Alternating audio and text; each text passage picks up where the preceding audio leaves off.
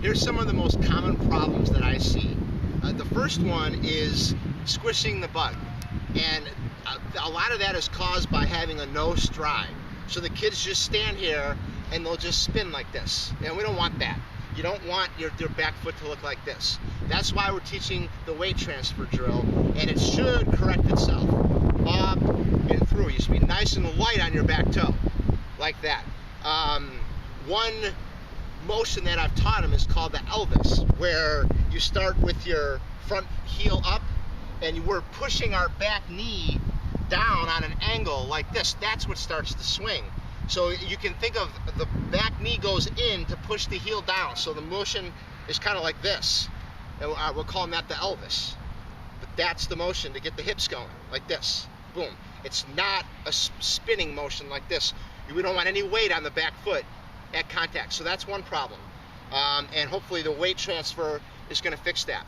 Another problem, you don't want them to leave their back foot behind. A lot of times, even if the girls do this, they'll swing and you'll see their back foot stays like this.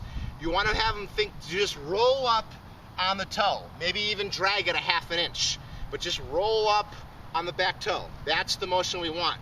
And if we get that motion, then the hips are free. If the weight stays on the back foot, the hips can't fully rotate. So we want, if that back foot gets nice and light, then the hips can get all the way through the swing.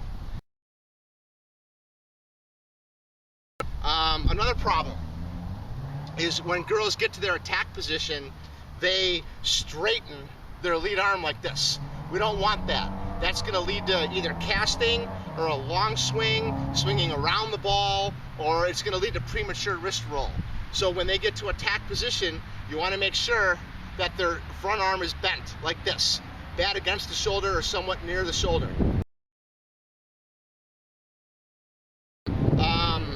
Another problem for casting, when you start to rotate, the bat should be about maybe 4 inches from your arm, or even against your arm to 4 to 6 inches, somewhere in there.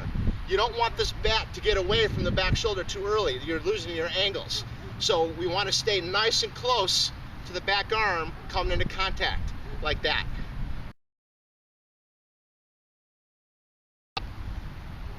Another problem is premature wrist roll. If you think about the ball coming in, the ball's coming in on an angle like this, usually due to gravity.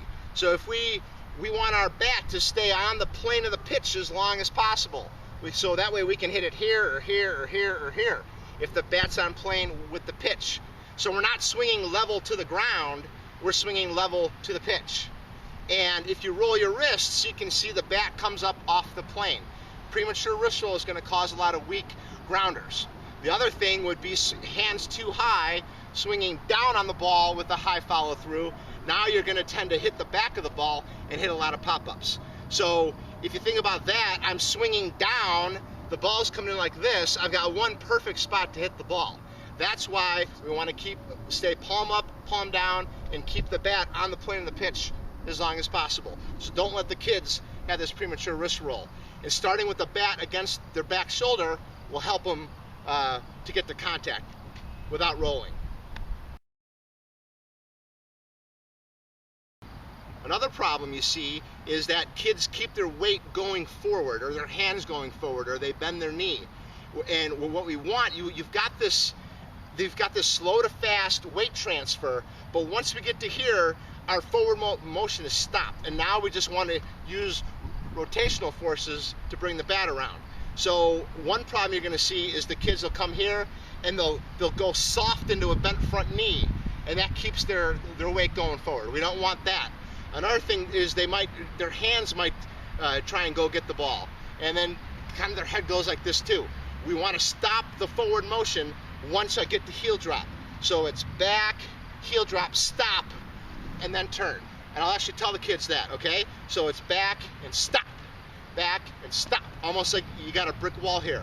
So make sure they're not keep continuing to leak forward. That's going to drain them of power.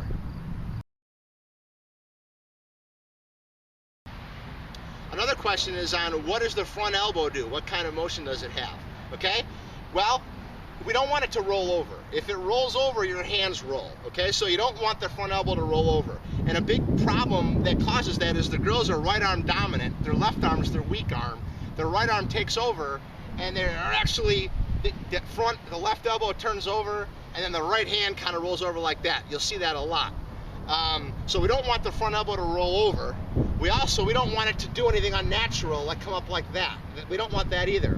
But it does have to slightly work up. So this is the motion of the front arm, like this. And then the back just falls in plane. If it's a high pitch, it's like this. If it's a low pitch, it's like this. So the front elbow, it does slightly work up, okay? Not roll over and not crazy high, but it slightly works up. That's the motion of the front elbow.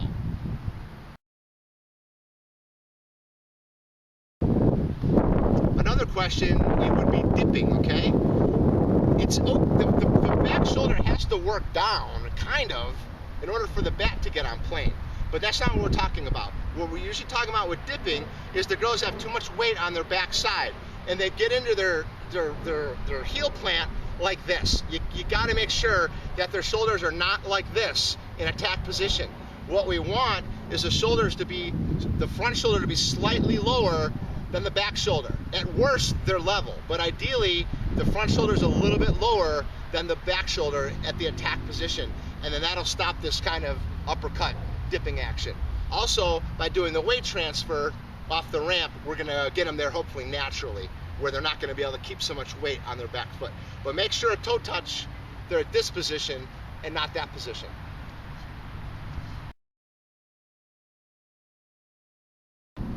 Another thing I'm seeing is kids they're stepping in the bucket, whatever you want to call it, but I tell them, imagine you're on a tightrope, and when you take your stride, you have to stay on that tightrope. If you step off the tightrope, you're going to fall. So I've noticed some of the kids, when they go to swing, they're actually stepping like this. So make sure you have eyes on that, and make sure that they're stepping on the tightrope.